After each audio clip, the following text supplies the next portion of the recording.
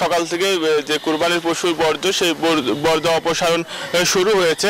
আমরা সকাল থেকে দেখেছি যে রাজশাহী সিটি কর্পোরেশনের যে পরিচ্ছন্নতা কর্মীরা রয়েছেন তারা বর্জ্য অপসারণের কাজে নিয়োজিত রয়েছেন এবং তারা বিভিন্ন ওয়ার্ড থেকে বর্জ্য অপসারণ করে সেকেন্ডারি স্টেশনে সেই বর্জ্য নিয়ে যাচ্ছেন এবং সেখান থেকে সিটি কর্পোরেশনের নির্দিষ্ট ময়লা ফেলার যে জায়গা সেখানে অপসারণ করা হবে। আর নগর কর্তৃপক্ষ বলছে যে আজকে রাত 12টা থেকে 1টার মধ্যে নগরীর সকল বর্জ্য অপসারণ সম্পন্ন হবে। এছাড়া যেখানে কুরবানির পশু জবাই করা হচ্ছে সেখানে ব্লিচিং পাউডার ছিটিয়ে জীবাণু মুক্ত করা হচ্ছে। আর এর পাশাপাশি যে নগরবাসীকে এই বর্জ্য অপসারণ কার্যক্রমে সহায়তার জন্য নগর কর্তৃপক্ষ আহ্বান জানিয়েছেন এবং যত্রতত্র এলোমেলোভাবে যেন কোনো বর্জ্য ফেলা না হয় সে বিষয়েও আহ্বান জানিয়েছেন। আমরা সিটি কর্পোরেশনের কাউন্সিলরদের সাথে কথা বলেছি এবং পরিচ্ছন্নতা যে বিভাগ রয়েছে সেখানকার প্রধানের সাথেও কথা বলেছি। তারা জানিয়েছেন যে বিভিন্ন রাস্তার ধারে যে কুরবানি দেওয়া হচ্ছে সেখান থেকে তারা বর্জ্য অপসারণ করে নিয়ে এসে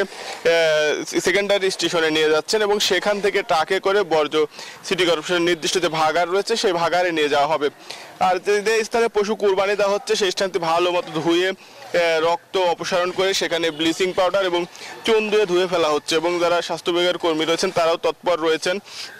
আর রাজশাহী যে জেলা প্রশাসন জানিয়েছে যে বর্জ্য যেন ঠিক মতো অপসারণ করা হয় সেই বিষয়টি তারা দেখভাল করছেন এবং এছাড়া যে কুরবানি দেওয়া হচ্ছে কুরবানির পশুর চামড়া সেই চামড়া যেন প্রকৃত মূল্য পাওয়া যায় সেজন্য জেলা প্রশাসন আহ্বান জানিয়েছেন যে সেই পশুর বর্জ্য যেন ঠিক মতো পশুর গায়ে থেকে ছাড়ানো হয় এবং প্রাথমিকভাবে যেন চুন দিয়ে সেটি সংরক্ষণ করা হয় সে ব্যাপারে বেশ কয়েকদিন থেকে জেলা প্রশাসন প্রচারণা চালিয়েছেন এবং আজকেও তারা মনিটরিং করবেন বলে জানিয়েছেন। আর রাজশাহীতে যে চামড়ার যে আড়তগুলো রয়েছে সেই সব আড়তগুলোতে আমরা ঘুরে দেখেছি সেখানে তারা প্রস্তুতি নিয়ে রেখেছেন এবং যে চামড়ার যে মূল যে সংগ্রহ সেটা মূলত আগামী কালকেই শুরু হবে এই চামড়া সংগ্রহ এবং কাল থেকেই চামড়ার আড়তগুলো জমজমাট পরিস্থিতি তৈরি হবে।